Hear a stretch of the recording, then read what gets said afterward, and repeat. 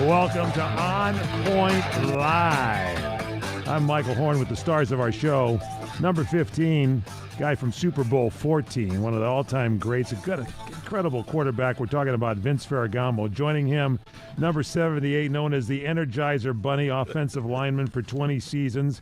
I'm telling you, it was the offensive lineman playing all of his seasons with the franchise Los Angeles Rams. Hall of Famer Jackie Slater. Gentlemen, welcome to your broadcast.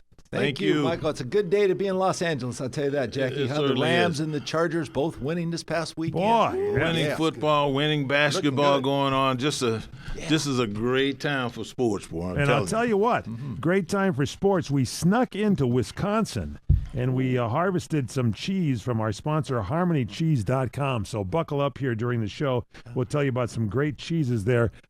Jackie, I got you some Abergele. Oh, my goodness. And Vince, I picked up some that. Parmesan. How about that for you. 6-pepper cheddar? Did you get some of that? You're torn between the two of those, 6-pepper cheddar or the Abergele. And Vince, you're just right there at the with the wine. Vince just wants cheese he can shred and put over some pasta. That's all he wants. Don't our guests always get a bottle of wine and some cheese? They may Absolutely. be today. Now that you Boy, mention this it, is we gonna be can't hold back. We'll talk about that in a second here. I'll tell you.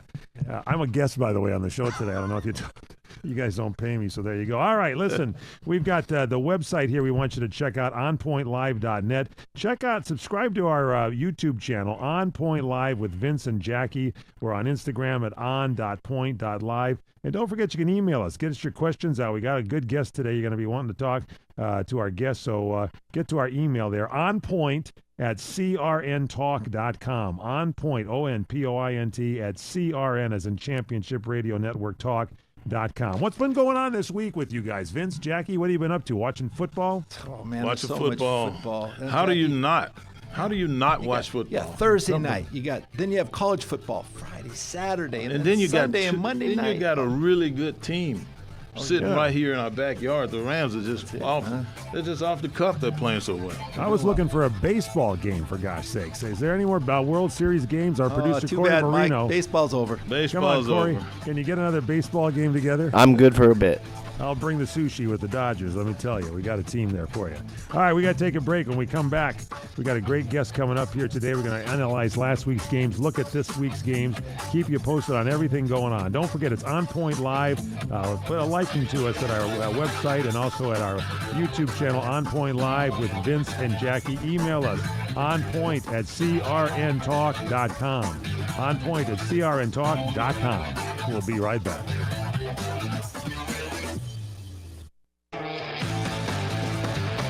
Welcome back to On Point Live. I'm Michael Horn, along with the stars of our show, Vince Ferragamo and Jackie Slater. We got another great star today, gentlemen. Charles Peanut Tillman, the former NFL All-Pro cornerback, best known probably for his 12 standout seasons with the Chicago Bears. He was drafted in the second round in 2003 out of Louisiana Lafayette, and he quickly became one of the league's most respected defensive playmakers. And he revolutionized the art of forcing turnovers with what's known now as the trademark peanut punch. We'll be talking about that here. Jackie wants to ask about that. And finished his career as the NFL's all-time leader among defensive backs in forced fumbles. A two-time Pro Bowler, 2013 Walter Payton Man of the Year, heartbeat of the Bears defense through their mid-2000s, played in Super Bowl 41, holds franchise records for defensive touchdowns, ranks among the top in interceptions, and he's also known for his leadership and humility with his commitment to giving back. We'll be talking about his charitable work, too. We're talking about the one and only Charles Peanut Tillman. Welcome to the show, Charles. Glad to have you with us. Gentlemen, thank you so much for having me. How y'all doing? Doing pretty good, Great, Charles. Doing pretty Thanks for good. coming on. How's the weather there where you are? A little cold. It's a little cold outside. There's a little bit. We had some snow. It's been snowing lately. Oh, That's yeah? right. It was snowing in the Already. game on Sunday. Already we Jackie. got Yeah. snow. That's so. right. That's right. It was. Yeah. Green Bay had some winds blowing in there, I'll tell you, last night. Huh? Yeah, I think we got a little bit more snow than them. But yeah, it's we're used to it. I'm used to it.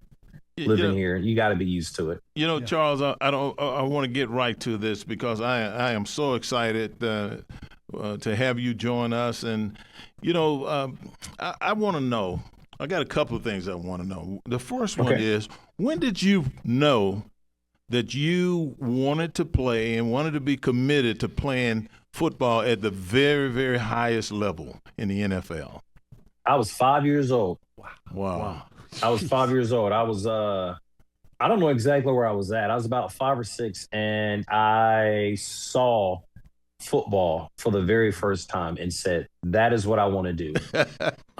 It looked fun.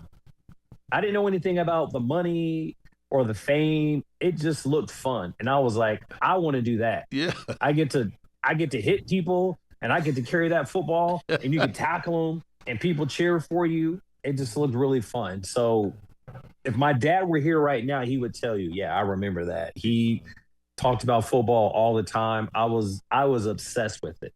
I was obsessed with playing the game of football. Didn't understand the game all the way, didn't know all the rules.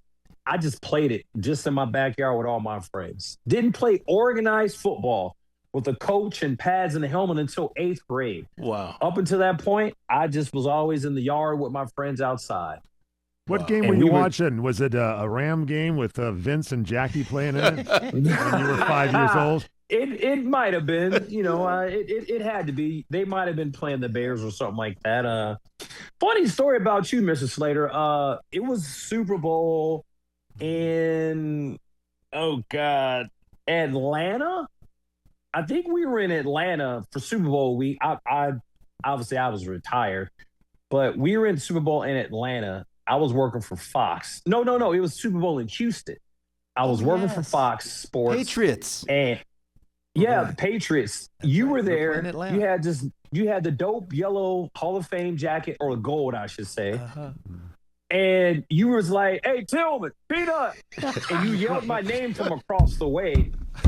And I did a double take, and I was like, "That's the Hall of Famer yelling my name. Like, what does he want with me?" And you introduced yourself, and I introduced myself, and you were like, "I already know who you are," but I was just like, "Oh, damn, Jackie Slater knows who I am." I'm like, it was just a surreal moment for me. I had to share that story with you. It was awesome, and your son was an amazing player. I mean, I don't know. He probably had about 12 Pro Bowls just off of special teams alone. He was a really good player. Well, he set the tone for special teams. Well, he really did. I'll share that with him. I'm sure he's going to be watching this podcast, and he'd be honored to hear you say that. Mm-hmm. One of the things, it's really interesting to me when you see people do things that leaves a legacy. You've heard of the head slap. Well, Vince and I got to know, we didn't get to play with him, but we got to know Deacon Jones. And Deacon Jones, he did the head slap, and he would slap offensive linemen just to blur their visions for a second, and he was very fast, and he'd go right by him and blow the quarterbacks up. And he could do that back in those days. And then now I look and I see, right here in our backyard here, Charles, there's a guy on the Rams football team named Landman. He is a linebacker. He does a really good job inside playing defense. But more importantly, this guy is forcing fumbles at a very high level. And he's doing it with the peanut punch. Right.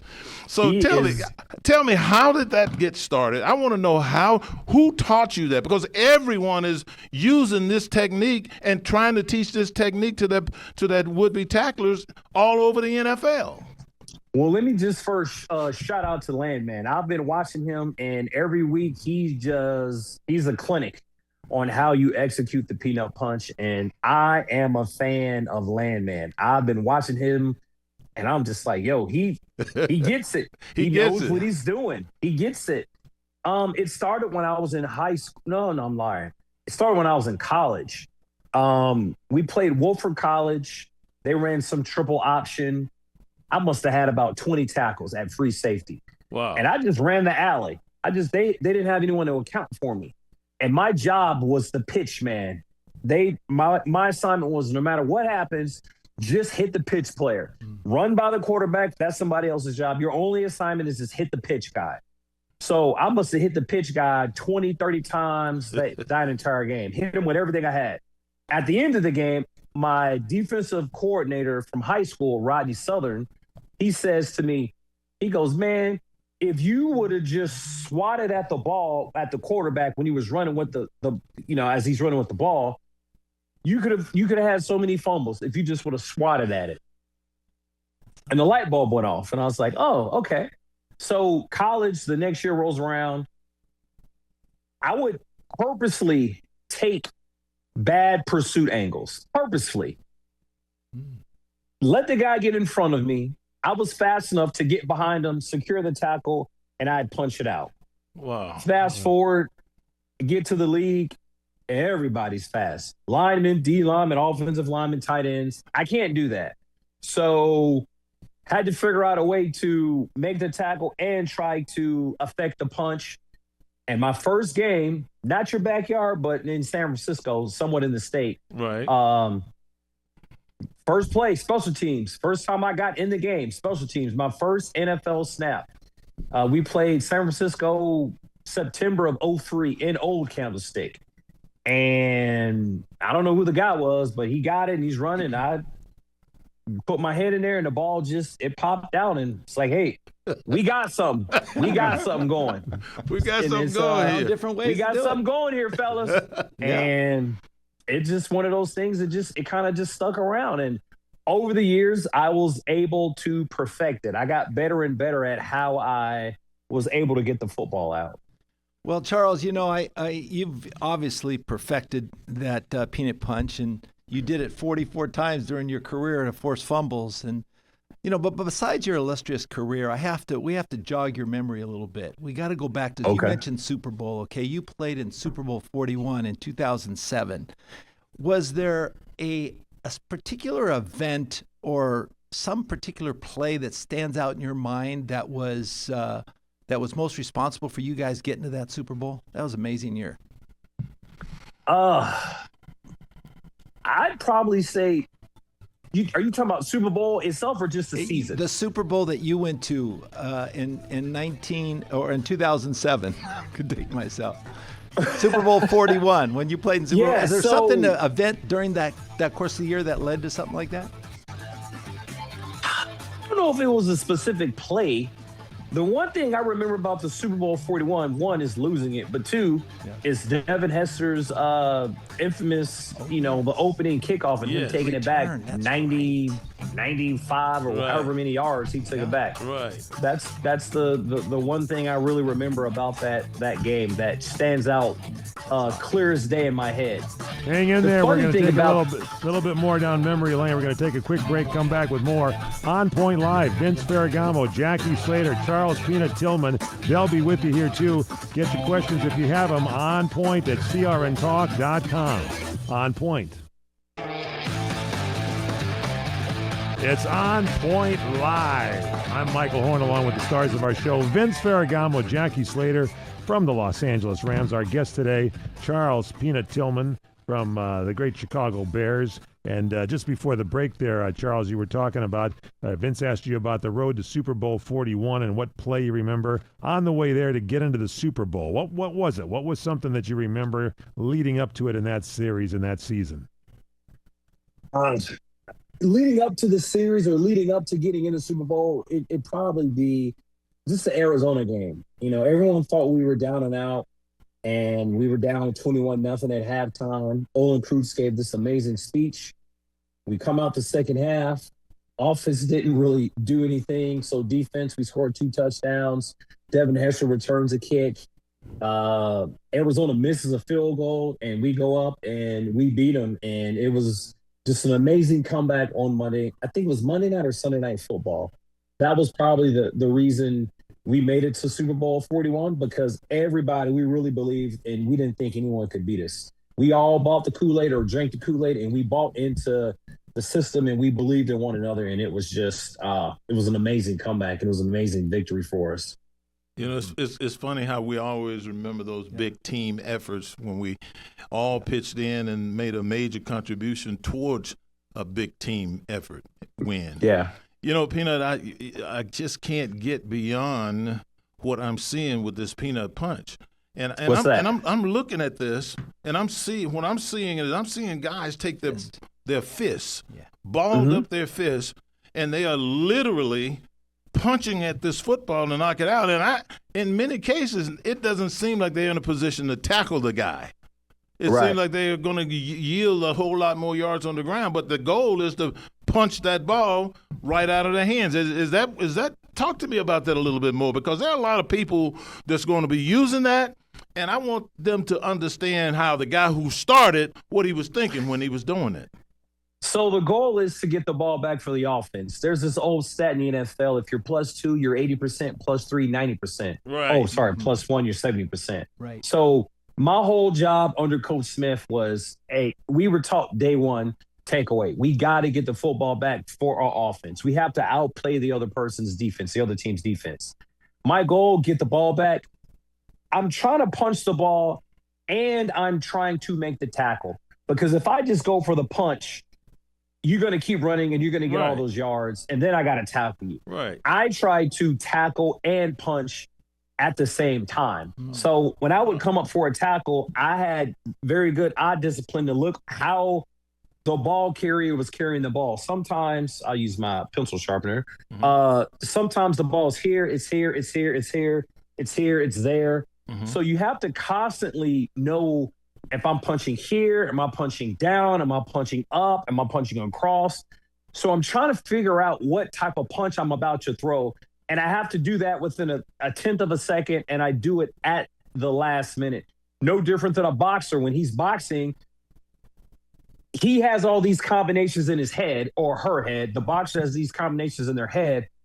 And they don't just, if a person's blocking, they don't just jab. Right. They do a side punch. They might do an uppercut. They might do a hook or something like that. That's kind of how I approached punching out the ball. I had a bunch of different punches, a bunch of different combos in my head. I just made the punch according to what the offensive player or the ball carrier was, how they were carrying the ball. Wow. That's what I was looking at. I was looking at how they carried the ball. I didn't go in there and just punch. I had it was a purposeful. I had an intention, and I was very intentional about where and how I made my punches. No, did you ever have to tape your fingers up and everything just to keep healthy? In the beginning, no.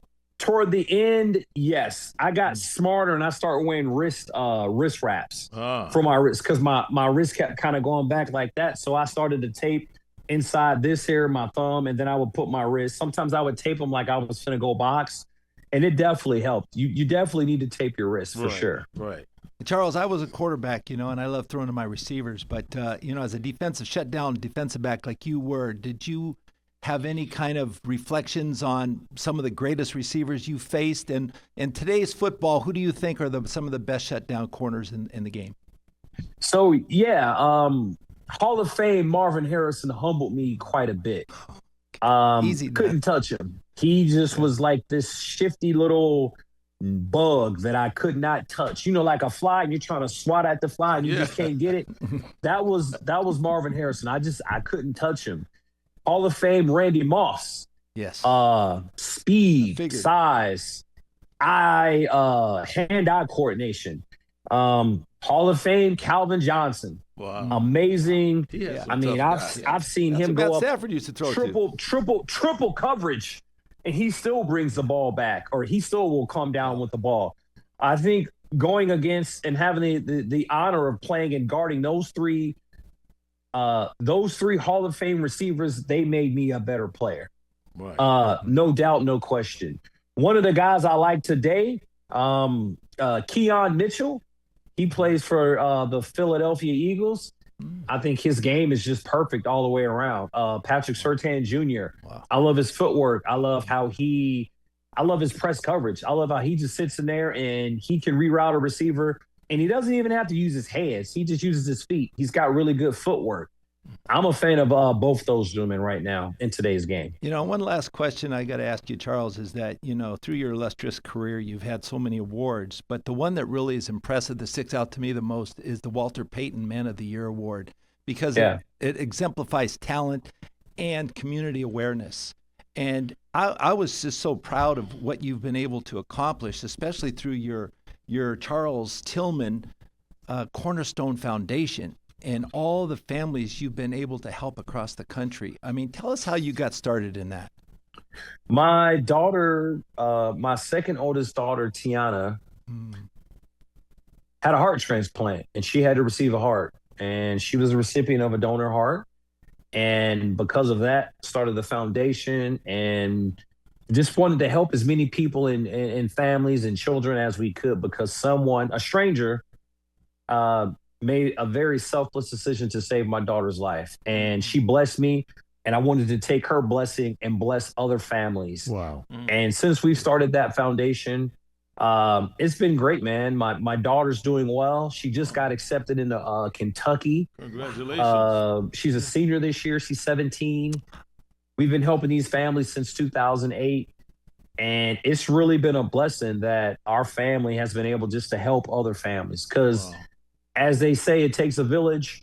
I didn't get to where I am by myself. I had a whole lot of people that have helped me along the way. Even when I got off my path, they were able to put me back on my path. And life's hard, man. It is. Life is hard. It is. And in my deepest and darkest hour, someone helped me. And there's a lot of people that have dark times and dark moments. And hopefully our foundation can be the light that these families need. And winning that award, Mr. Slater, Walter better than anybody. One of the best things about that night was hanging out with Miss Connie, Jared, and his sister Brittany. Yes. Because I finally got a chance to know about and hear about Walter Payton as a dad, a husband, and not a football player. Obviously, I knew everything about him living and playing for the Chicago Bears. But I heard about him as a man, as a dad, and as a husband. And it was the coolest night. It is one of my most favorite memories in my life. It is a core memory that I have with that night, or on that night with the Payton family. Right. Well, Charles, if we can ever help you with your foundation and your efforts, you please let us know, because both Jackie and I are very much involved with charitable events, so we'd love to help you. Let me ask the three of you a question here, Charles. It's Mike Horn. Jackie, you played your whole career with the Rams. Most of your career, Vince, with the Rams, you were in Green Bay. You went to Buffalo. You played in Canada for a while. Charles, you played a little bit at the end there with Carolina, but primarily in Chicago. I used to go to the Midwest to my uncle's farm, the breadbasket of our country. And Vince, you can add to this because you played in Green Bay. Is there something about that area where the people are leaving their front doors open? They love their sports. What was it like for you to play in front of the fans, whether you had a rotten season or a great season? They seem like they're always there for the team, for the Bears. They are. Even when we had crappy seasons and they booed us, they still showed up. They would boo us, and then they would all show up the next game. It wasn't until I got injured, and I went to a tailgate. I've never tailgated a day in my life. I finally got to tailgate with some fans, and they had gotten out there at 5 a.m. to put a brisket or a pot roast or something on. And I'm like, y'all get out here this early to cook and then go in the game and cook and buy more food and drink $20 beers. Like, it's a lifestyle for some of these people. And I enjoy it. I didn't really get that. And then doing different appearances, talking to fans that said, man, my grandfather took me to my first Bears game at Wrigley Field. I've had season tickets since 1945. Right. And you have to sit back and just say, oh, wow, these aren't fans. This is their team. This is a lifestyle. Right. This is a choice. And they choose to love this team through thick and thin. Right. They love this team. Right.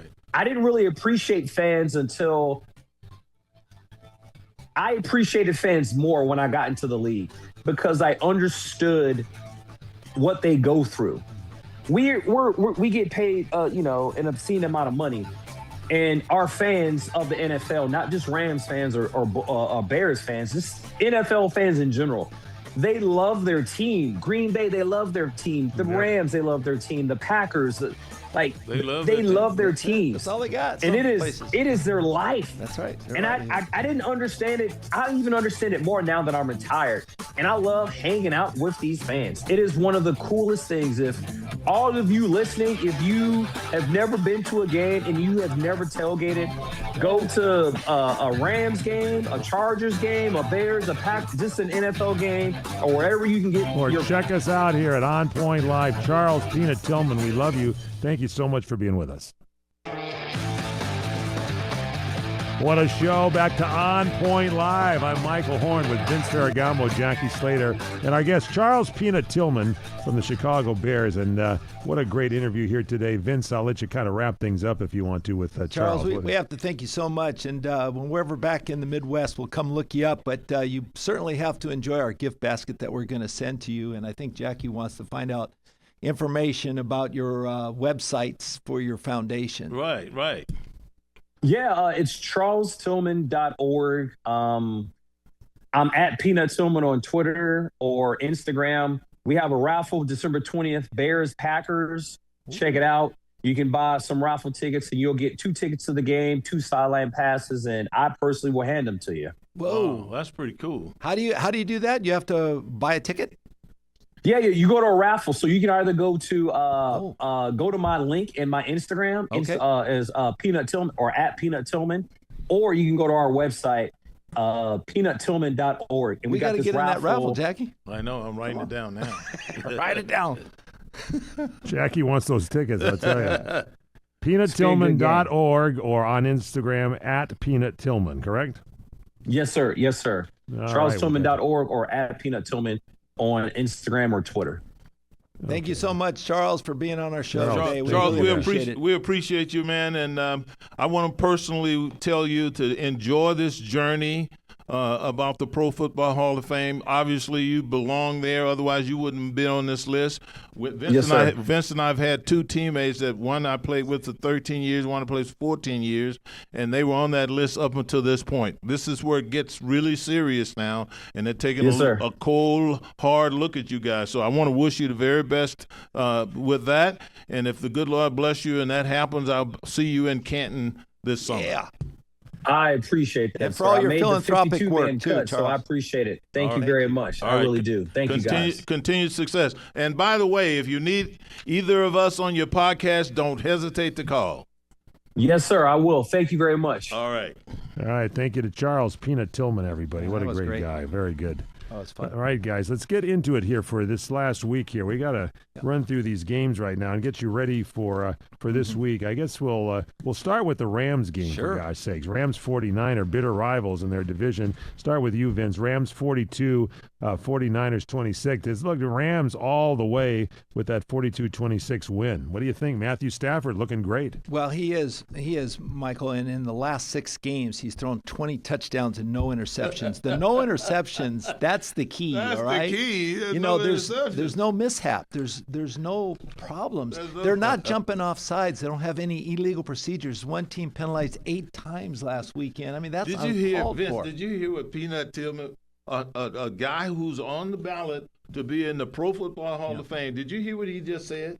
He said that if you throw 2 picks, you got an 80% chance of losing that game. If you throw 3 picks, you got a 90% chance of losing that game. Matthew Stafford is not putting the Rams at risk. That's right. This guy is cautious with everything he does and dynamic at the same time. Credit Ryan Wendell, Jackie. You played the offensive line. Unbelievable. Okay? I mean, their offensive line is good. Not as good as the one that played in front of me, by the way, but they are protecting the quarterback. They are. He has very few hurries. They can dial from the entire playbook, Michael, and they're making plays, and they're running the football. A lot of it has to do with that coaching they're getting up front. There's no doubt about it. And the other thing is the plays that they're using. It's not like we're using this every week, that every week. It's a playbook. The playbook is expanding as the week goes by. And well, with 3 tight ends, tell them about the 13 personnel, 13 Jackie. personnel. They are scoring. From that 13 personnel, they had at least 5 different guys that score touchdowns. Yeah. And think about it. You know, they have, when you think about big plays, 20-plus yards, Puka Nacua had 10 big plays, 10 big plays, 20-plus yards, and the same thing with Devontae. He had 10. And then now you go down the list and you look at all the other guys. You got tight ends. You got 3-4 tight ends that have had plays of over 20 yards. They are doing a fantastic job. But you know where it all comes from? I keep saying this, Vince. Sean McVay's, one of his first jobs was a tight ends coach at the Washington football team back there. And he has probably, I can just see him sitting somewhere saying, if I was in charge, I would take all of my tight ends and use them. Do this, do that, do the other. And, it's like he's just inventing things as he goes along, and it's happening. It's working. What wins championships, Jackie? Defense. And who's doing it on defense? Landman. Oh, my goodness. He's got a great How's he TV doing show, it? With too. his peanut punch. We just talked to Mr. Peanut. He is knocking that ball out of there deliberately every single time he's done it. You can see him aiming and everything. And to me, Vince, with the way I use my hands as an offensive lineman, I had to keep them all taped up and everything. It just seems like that would be detrimental to the health of my hands, just punching that ball in there like that. Remember, that ball is not soft. It's a hard ball. The ground cannot cause a fumble anymore, Jackie, so you have to punch it out prior to you reaching the ground. Right. So you're going to have to get it out of the season. Third fumble Yeah, of the people are season. trying to rip it away. Ripping away doesn't always work. Ripping away doesn't work. Punching works. It does, because it's sudden, and it catches them off guard, and no one is expecting Especially that. from behind, too. Yes, no one's expecting that punch. Boom, come in there right quick with that. Yeah, and as good as the 49ers were, Mike, they just were no match for the Rams. All right, Chargers 25, Pittsburgh 10. Expected more from Pittsburgh. Chargers are looking very good, Jackie. Yeah, I expected a whole lot more from Pittsburgh than what I saw. And Vince and I were talking about this game on the way in, and the quarterback that they got in there, he's a veteran quarterback, but they having problem getting open. They simply don't. The receivers that he has are just not getting open. It's like the guys. Learning new routes. DK Metcalf is limited on his routes that he runs, Jackie. He just runs really guy. up the field and maybe in an in route. You got to be versatile. You have to do all different kinds of routes. And Aaron Rodgers just they had to share drop passes also. I mean, their defense is playing well, Pittsburgh. But it looked like the Chargers defense were the Pittsburgh defense out there. And Justin Herbert has encountered 33 sacks this year. Lately, he's not getting sacked because what's he doing, Jackie? He's making up his decision quicker, and if there's no one there, he's going to take the alley and take it. He is taking off running. He's taking off running the football. That's making a big difference. Which means, Vince, that eventually he's going to take a shot. He slides. Well, he eventually, scrambling quarterbacks. He slides. Whether they slide or not, eventually, if they're looking to take off, they're going to get blown up eventually and be sitting over there on the sideline. I don't like my quarterbacks taking off like that. Detroit 44, Washington 22. Vince Ferragamo, you take it. Okay, 44-22. That says it all, Michael. You know who's calling the plays now? Is Dan Campbell, the head coach, is calling the plays. What does that do? Wait a minute. Yeah. I don't know that he's calling the plays. He is. He just took over for that particular game in that particular time. Well, it worked so good, Jackie. I mean, it's going to work. They're going to keep going. They're You not think going to so? take away something that's working. You think so? Yeah. I mean, I think he's added more versatility in this offense and more punch. Yeah. They were getting a little stagnant, and now they're just back to their old self. Well, what they're doing is is they're running the ball. That's what he's calling running plays. Well, he expects it to work. Yeah, That's the difference. I know, and I'm a big proponent of running the football. You know that. Right. But at some point in time, Vince, you got to understand the coverages down there, which he probably does because he was a tight end. But you got to be able to attack coverages and everything. And I'm not sure that he's cut out to do that. Yeah. Well, time remains. Starts up front. Yeah, I'll give you this next one, Jackie, because I know it's your favorite team. Houston 36, Jacksonville 29. You like that quarterback on Jacksonville? I'm telling you right now. I'm telling you. DeMeco Ryans, okay. DeMeco Ryans, and without his best quarterback, his best quarterback. Yeah. But I'm just having problems with Jacksonville and their quarterback. I just don't see a level of sophistication. I don't see adventurous game planning where they're using all of these exotic formations like Sean McVay is doing with the three tight end packages that he's using. I just don't see that, Vince. Well, where's Jacksonville's defense? They give up 36 points, but Davis Mills, the backup quarterback, comes in and he leads their team, especially on that run for the touchdown, the go-ahead touchdown. They're just playing it at a higher level. Houston is, and Jacksonville isn't. So their overall team. The whole team. Yeah, we'll see what's happening with those guys when they come up. Vince, Seattle, speaking of quarterbacks, you do like Sam Darnold. Seattle 44, Arizona 22. Yeah, they had 5 sacks on Jacoby Brissett. Does that say something? That's saying a lot. Okay.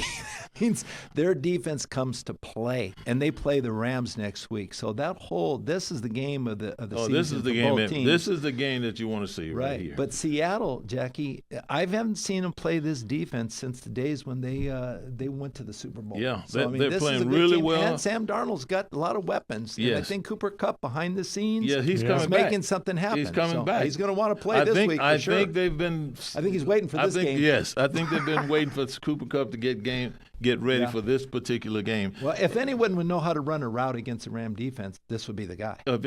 Cooper Kupp has been coaching this wide receiver core ever since he's been there. Make no mistake about it. Jackie. And one of the things that I was concerned about was him being on that sideline in Seattle and telling these people up there how to beat the Rams. Right, Because that's right. anybody knows how to beat them, it's Cooper Kupp. Okay, who's the coach on the field for the Rams? Matthew Stafford. Matthew Who's Stafford. the coach on the field for the Seattle Seahawks? Cooper Kupp. Yes, there's no doubt about that. All right, that's Really, All right, Baltimore 27, Minnesota 19, Jackie. Well, I mean, Baltimore looked really. Did they look like the Baltimore of old? Yeah. Didn't they look like they belonged to Lamar? And didn't that team that's look right. like it was Derrick Henry's running the everything was ball tailor again. made It's for all him? back to It just came back to what we've been used to seeing there in Baltimore. And let me say one more thing about Minnesota with J.J. McCarthy. We've talked about his shortcomings, okay? Mm-hmm. 8 illegal procedures against Minnesota. Now, why do you suppose? Most of those illegal procedures were wide receivers and offensive linemen. So what does that tell you? What There's does no that tell? We never saw that a year ago. That's up to the quarterback. We never saw that a year ago. No, never with Sam Darnold. Never You saw don't see that it. a year ago. You can't illegally jump off the ball before the snap on offense. No, you can't. So that tells me that first of all, they've been listening to a lot of different quarterbacks up there for the last couple of years. Well, they better start listening to the right one. And sure. I don't think it's Kevin O'Connell's. I don't think he would have made. I don't think he made that decision to let Sam. All right, No, he 2-minute didn't. warning. I really don't. Jets 27, Cleveland 20 at Miami, finally winning a big game, 30 to 13 over Buffalo. That takes us down to New England winning again, 28-23. New Orleans over Carolina in a you pick 'em game, 17-7. Denver 10-7 in a who wants to win it game. That's right. Vince, what'd you think of that? Well, that was like who wants to win is right. I think the Denver Broncos defense comes to play, and Every I think, week. I don't Every know. week. Bo Nix is a little inconsistent, so they have to get that consistency back. And you think with Sean Payton, they would be able to find that. Yeah. They're going to have to find it real soon because they got a tough game this week against the Chiefs. But Vince, he's in his second year, right? Yeah. He's still a rookie. He's still maturing. He's still in his learning how second to year, play. and he's still learning. So I think expectations can be a little bit high, not only for him, but for all of these first, second-year quarterbacks. All right, real quick, Yeah. Chicago 24, Giants 20. Vince, you wanted to comment on the Eagles over Green Bay with some coaching calls, 10-7. The Eagles barely win it. Late in the Yeah, game, man, Jordan Love, the quarterback's job is to manage the clock. And with a minute and a half with 2 timeouts at midfield, you don't have to hurry a 4th and 1. You take your time. You got to convert to keep the drive alive, to go down with the scoring, the go-ahead score.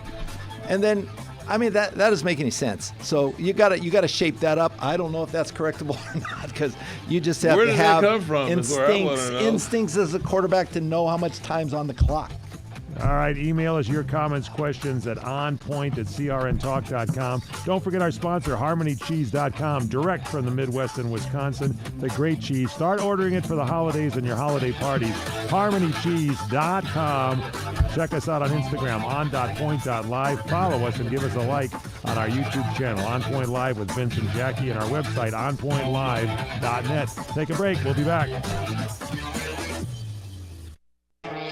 Back on Point Live Speed Handicapping. I'm Michael Horn, Vince Ferragamo, Jackie Slater, our producer, Corey Marino. All right, week 11 here. Let's start with you, Corey. New York Jets at New England Patriots. Who you like? I got the Patriots. I do too. Vince. Patriots. I got to win more games this week, guys. You guys got Okay, me. in Everyone's Madrid, taking the Madrid, Patriots. Spain. Washington Commanders at Miami Dolphins. Jackie.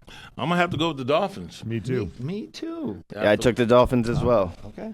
Vince, Carolina Panthers at Atlanta Falcons. It's a pick'em game. What do I'm you going think? Michael Penix, Falcons. I'm going Yeah, with me too. Carolina. I'm going Carolina. Falcons. Good. I'm glad. Corey? I'm going with the Falcons as well. Tampa Bay Bucks at the Buffalo Bills. This is a tough game. I'm going to go Buffalo Bills, but Tampa Bay could win this one. It's going to be a good game. Jackie, I'm going with Buffalo. Vince, Buffalo. I'm going with Baker. Corey.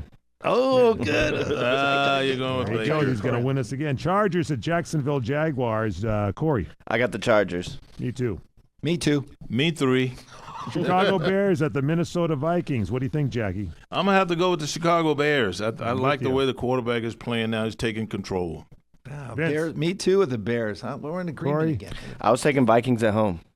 All right, Green Bay Packers at the New York Giants. Vince, I'm going with the Packers. Bounce Me back. too. Well, Come on, Jordan. Too much turmoil in New York. I'm going to have to go with the Packers as well. Corey, Yeah, Packers. Russell Wilson might be the starter, so no way with Giants. Cincinnati Bengals going up at the Pittsburgh Steelers at home is going to be a tough game. I'm going to say Pittsburgh. Jackie, Pittsburgh, they're going to be smarting.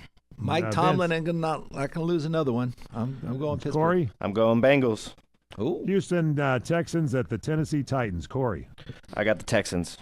I Yeah, do me too. I got the Texans. I got the Texans as well. San Francisco 49ers at Arizona, the Cardinals. Jackie, Well, it looks like Brissett is hot, doing and good. that secondary and no pass rush. I'm going to have to go with them. You going I'm Carolina? going with I mean Arizona. Yes. I'm gonna go with the 49ers. me too. I'm Corey. going with 49ers as well.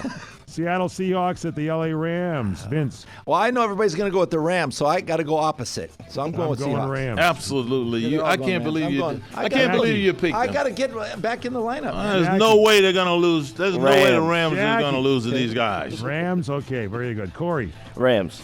Okay, Corey. Ravens at Cleveland. Ravens. I'm I taking got the the- Ravens. Ravens here. Kansas City at Denver. I'll pick Denver for you. Corey. Oh, Thank no, you. no. Denver it is. Yeah, I'm going with the Chiefs. I'm going with Andy Reid. Yeah, All right, Detroit Lions at the Philadelphia Eagles. I got Detroit. What do you think? I got Detroit.